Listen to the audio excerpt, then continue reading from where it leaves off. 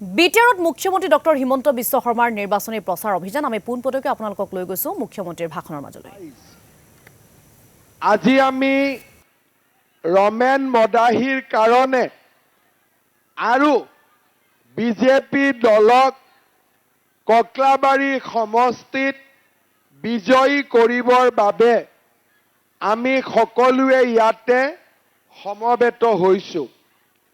শ্ৰদ্ধাৰ ৰাইজ, যোৱাবাৰ আমি কক্লাবাৰী সমষ্টিত নিৰ্বাচন খেলা নাছিলো কাৰণ বিটিআৰৰ প্ৰধান প্ৰমোদ বড়োৱে যোৱাবাৰ কক্লাবাৰীত ইলেকশ্যন উঠাৰ কাৰণে আমি ইয়াতে প্ৰাৰ্থিত্ব দিয়া নাছিলো।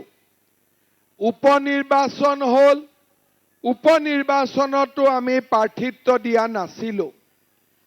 কেইদিনমান আগতে অঞ্চলিত যেতিয়া মিটিং হৈছিলে মই আপোনালোকৰ মাজত আহিছিলো আৰু ৰাইজক সুধিছিলো যে এইবাৰ আমি কক্লাবাৰীত বিজেপি উঠিব লাগিব নে নালাগে।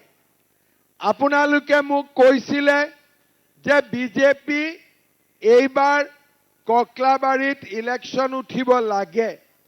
মই সুধিছিলো যে যদি আমি ইয়াতে ইলেকশ্যন উঠো আমি জিকিম নে হাৰিম। আপোনালোকে কৈছিলে যে আমি বিজেপিক জিকামেই। আজি ইলেকশ্যন কোন তাৰিখে ইলেকশ্যন? ইলেকশ্যন 22 তাৰিখে আৰু আজি 18 তাৰিখ। আজি মই আপোনালোকক আকৌ এবাৰ সুধিম, বিজেপি জিকিবনে নিজিকে? জিকিবই একদম।